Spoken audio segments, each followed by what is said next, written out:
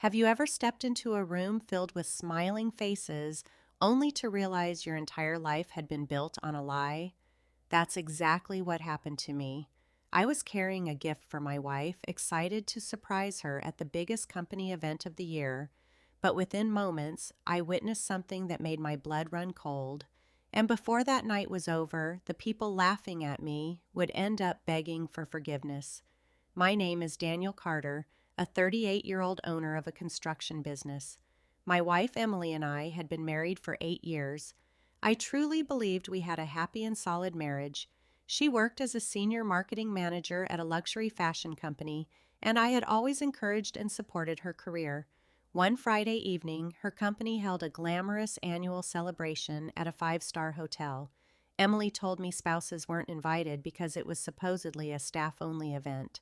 At first, I believed her without question, but later that afternoon, while cleaning the kitchen, I found an invitation she had accidentally left behind.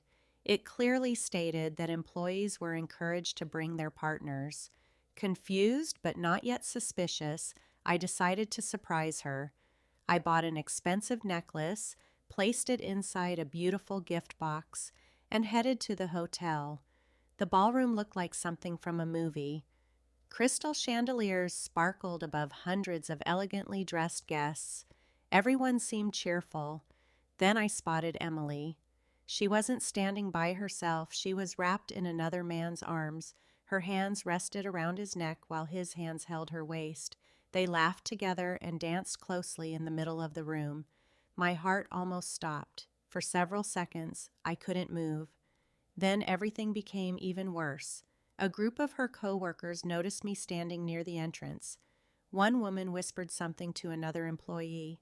Within moments, several people started laughing.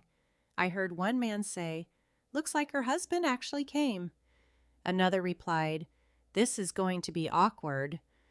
My stomach sank. They all knew. Every single one of them already knew. Emily finally saw me. The smile disappeared from her face.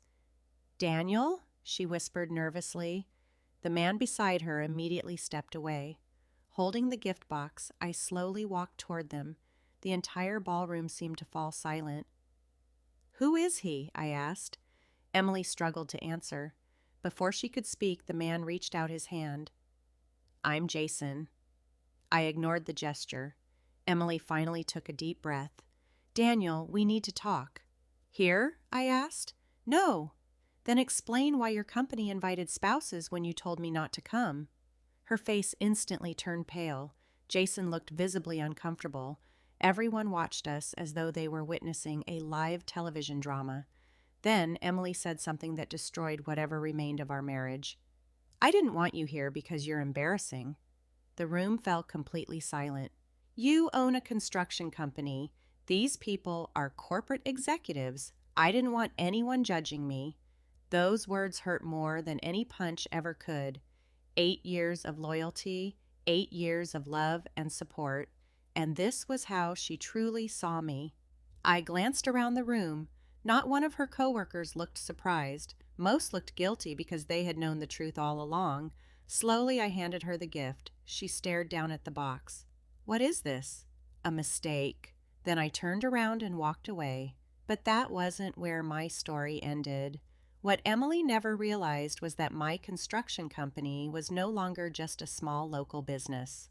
3 years earlier, I had quietly become a partner in one of the fastest-growing commercial development firms in the state.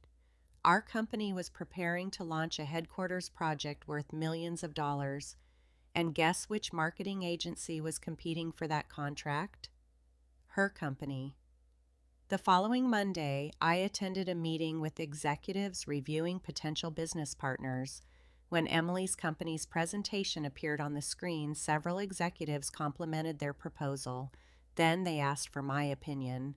I calmly shared my concerns about professionalism, ethics, and company culture. I never mentioned Emily. I didn't have to. In the end, the contract was awarded to another company. A few weeks later, rumors spread that several employees had been involved in inappropriate workplace relationships. An internal investigation soon followed. Emily's office quickly became filled with chaos. Then, one evening, she appeared at my front door. Her eyes were swollen from crying. "Can we talk?" she quietly asked. I listened without saying a word. She apologized for everything. She admitted she had been involved with Jason for several months. She admitted she had lied because she believed she deserved a more glamorous life.